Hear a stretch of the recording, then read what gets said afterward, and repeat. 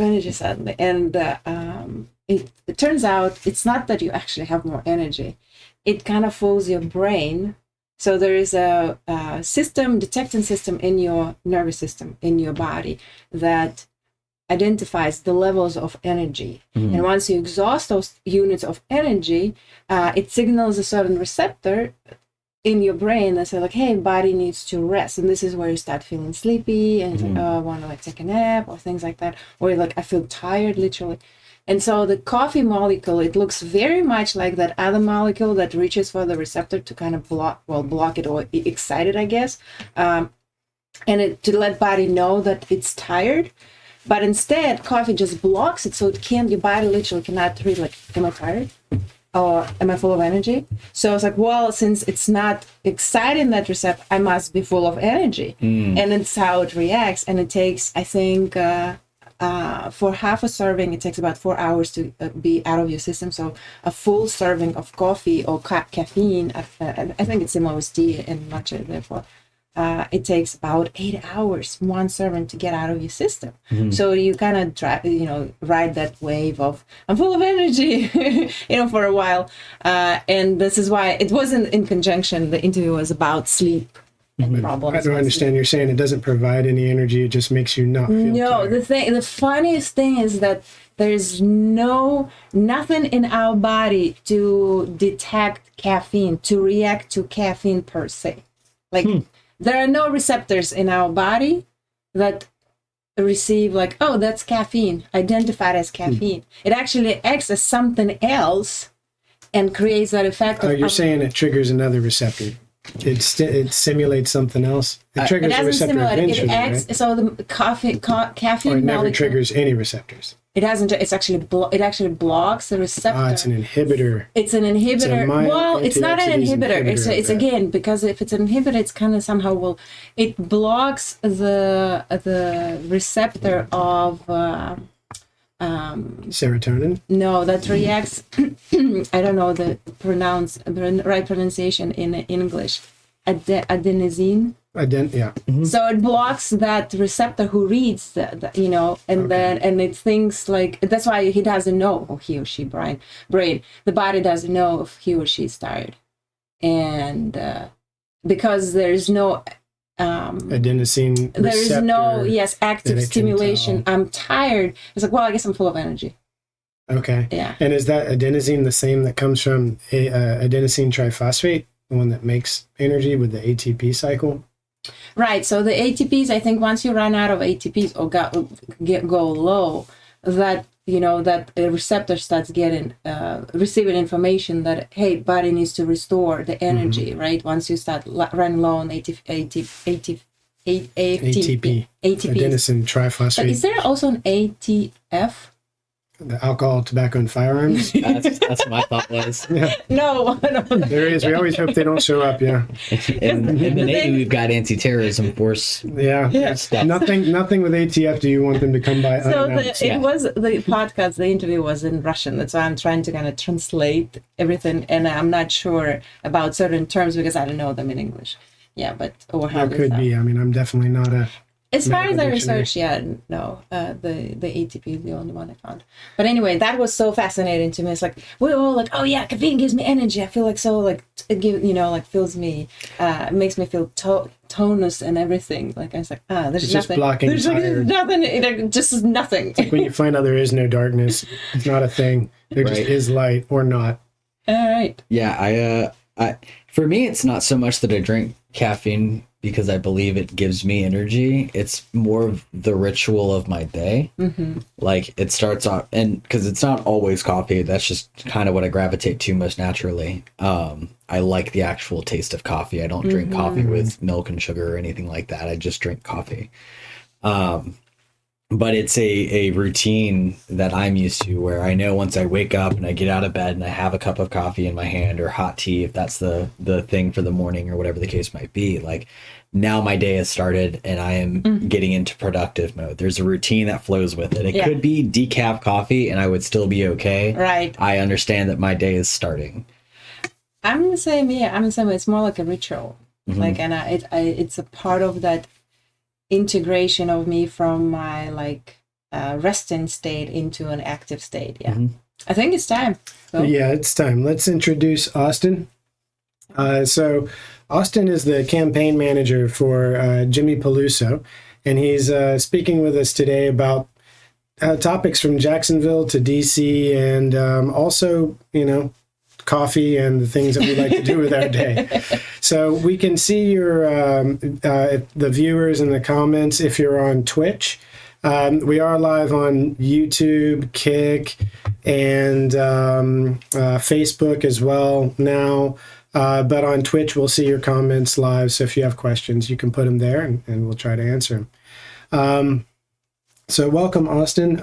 I'm Bill. This is Alexandra. We are two Floridians who regularly, once a week, harass people with our random questions. And thank you for joining us. Yeah, happy to be here. Maybe tell us a little bit about your position, how you became the campaign manager for Jimmy, and what exactly that means. Do you have to keep him under wraps? Keep him in line? Yeah, that's the simplest way to put it. No, I mean, it was a quick, I say quick, it was about 8 years in total that culminated to his race in particular, but I had started getting into politics and the issues that faced our city whenever I was in 6th grade. And whenever I turned 17, that was the first time I ever gotten involved with a political campaign. I'm sorry, I think I said 16. I'm at 17. But you mentioned you were interested since earlier. You told me since grade school you got interested, but now you became involved in high school at this point, right? Yeah, okay. So it was towards the end of my senior year. I was about to graduate. And, what high school did you go to again? Paxson. Paxson, okay. Yeah. And there was a mayor's race that I decided I want to get involved with, so I jumped on board. It was a third candidate in the race who stood no shot, but I thought he was talking about the right things, and he was the only one out of the three that would actively say, like, yeah, I'd pass an HR that expands to sexual orientation and gender identity. And what was his name? Bill Bishop. Bill. Oh, I remember Bill Bishop. Yeah. Yeah, I remember his campaign. So I was part of that mayor's run for him.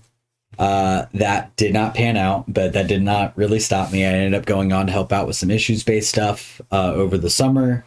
And just before I'd go off to boot camp, I started volunteering with the Bernie Sanders campaign. And then I go to boot camp and go to my A school up in Great Lakes, Illinois during the 2016 presidential cycle.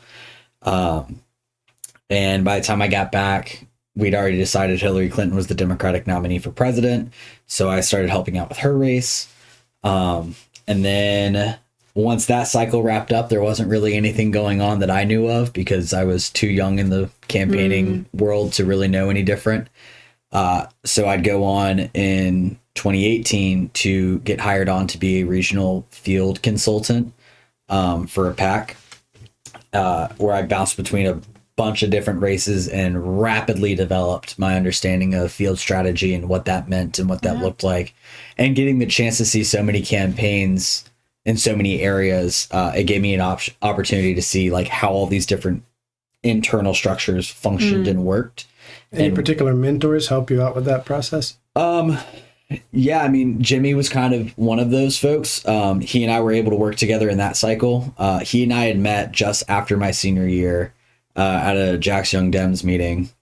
And I run up to him because he had just left active duty and I was just about to go to boot camp. And I was like, you're a Democrat in the Navy. I'm a Democrat about to join the Navy. We should be friends. And he's like, well, I'd get you a beer, but clearly you're too young. And I'm like, yeah, but there's a cigar lounge about 3 blocks that way.